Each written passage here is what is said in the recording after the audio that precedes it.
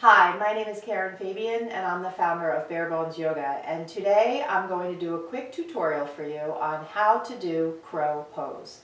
Crow pose is an arm balance, and I guess you could say it's one of the more challenging postures in yoga, but to some extent, they all have different elements of both challenge and ease.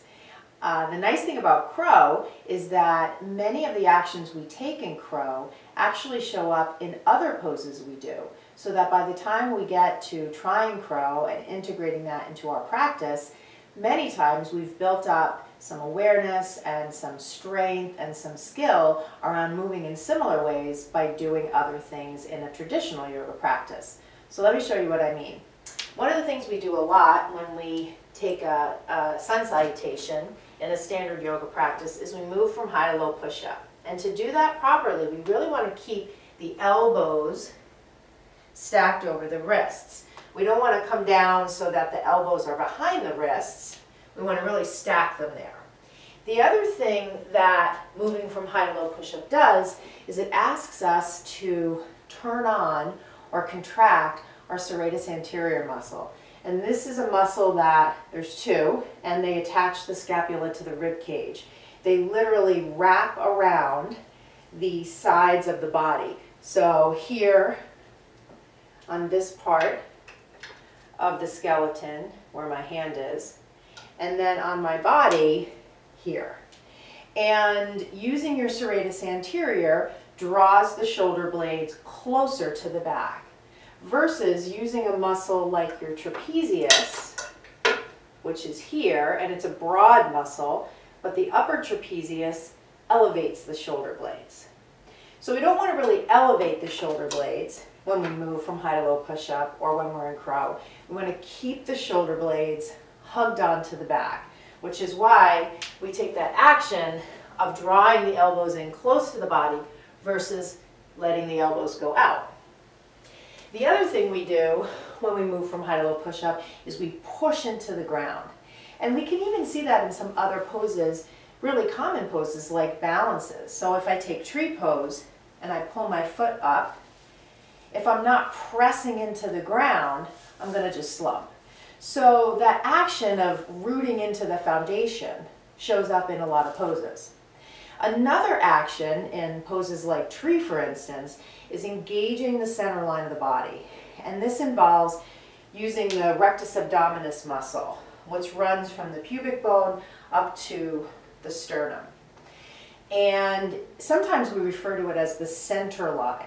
And in traditional yoga language, we might refer to it as Uddiyana Bandha, or drawing the belly button in and up. And so it's that contraction up the center line of the body that gives the torso and the abdominal area more tone rather than relaxing. So again, when I move from high to low push-up, I'm pushing into the ground, I'm hugging in a little bit, and I'm keeping the elbows over the wrists.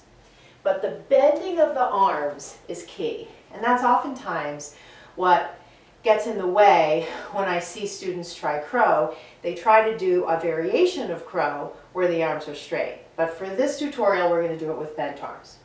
So thinking of that low push-up position, bending the arms, and then lifting the hips up so that you have a position of hips higher than nose, right?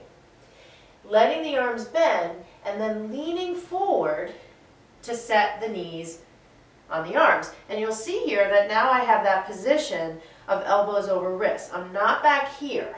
If I was back here, this being the low point of the posture would take the brunt of the weight. But here, if I move forward, I stack the elbow over the wrist, so I have more steadiness in my foundation, and I start to push into the floor and draw the belly button in, which you can't see, but I just explained that. And then I want to lift the gaze slightly so that my head doesn't drop and take me into a forward roll. So as I push down and pull in through the belly button, lift the nose a little bit, I can start to feel some lightness through my toes. And then I can play with it until I start to create some airborne element to it. That action of drawing in through the core, you also see in different things, like when we hop to the top of the mat. So here, if I draw in through the core and bend the knees, I can get some lightness for the hop, rather than relaxing through the core. Here, in something like tree, if I draw in through the core and press down, right, I can create a little more integrity in the shape rather than letting everything slump. If I draw the elbows in, I activate the serratus. I keep the shoulder blades hugged onto the back rather than lifting the shoulder blades up. If I stack the joints, elbows over wrists, I create a little bit more stability. Now, if you're having trouble getting kind of the bending of the arms, one thing that I like to do is have people start up a little bit higher. So if you come onto the block, that gives you a little more height, and then you're further away from the floor, and sometimes it's a little easier to work the actions when you're higher up.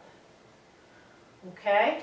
So these are all just little tips and ideas, some of the logic behind the pose itself, and sometimes explaining it and then trying it works well together rather than just putting yourself on the mat and trying to figure it out. So I hope that you found this helpful. One thing I'd like to do is share with you that on my website, barebonesyoga.com, I have a number of different things that you can download for free. One of them being a sequencing template on my homepage and an anatomy PDF kit on the homepage as well. I'd also like to let you know that on my video page, you'll see some home practice videos that you can download for just $10. So please visit my website, barebonesyoga.com, and download your anatomy PDF kit, your sequencing worksheet, and up to there are 3 practice videos on the online yoga classes page as well. If you have any questions, you can always send me an email off the website as well. Thank you so much for watching, and namaste.